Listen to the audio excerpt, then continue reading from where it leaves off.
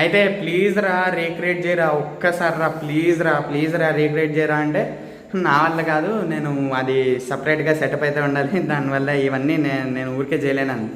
అయితే దాని తర్వాత ఏంటి, మధ్యలో ఒకడు వచ్చి అంటాడు, అరే ఇప్పుడు ఆటోగ్రాఫ్ తీసేసుకుంటారా, మళ్ళీ పెద్దగా అయ్యాక స్టార్ అయితే మళ్ళీ రాడలే అంటే మన దగ్గర గుర్తుపట్టాడు రా అన్నాడు. నేనన్నా నాకు అంత సినిమా లేదురా, నేను ఊరికే టైంపాస్గా తీసాను రా సినిమా అన్నా. అయితే దాని తర్వాత ఇంకా కొందరు వచ్చి అదేంటి, అరే మరి నువ్వు ఇంత పెద్ద మంచి సినిమా తీస్తే మాకెందుకు చెప్పలేదురా, నీకు మంచిగా వ్యూస్ కూడా ఇచ్చేవాళ్ళం కదా, ప్రమోషన్ చేసేవాళ్ళం కదరా అన్నారు. అరే బాబు అదేదో టైంపాస్కి చేశాను రా అంటే వినట్లేదు. దాని తర్వాత ఆ సీన్, ఆ లాఫింగ్ సీన్ ఏదైతే ఉందో నాలో ఇంత టాలెంట్ ఉందని నాకు ఎప్పుడే తెలిసింది, అంటే ఈరోజే తెలిసింది. ఆ సీన్ అంటే వాళ్ళు 4-5 టైమ్స్ అంటే డివైండ్ చేసి మరి చూసారట. అది సర్కాస్టిక్గా చూసారో నిజంగానే చూసారో అర్థం కాలేదు.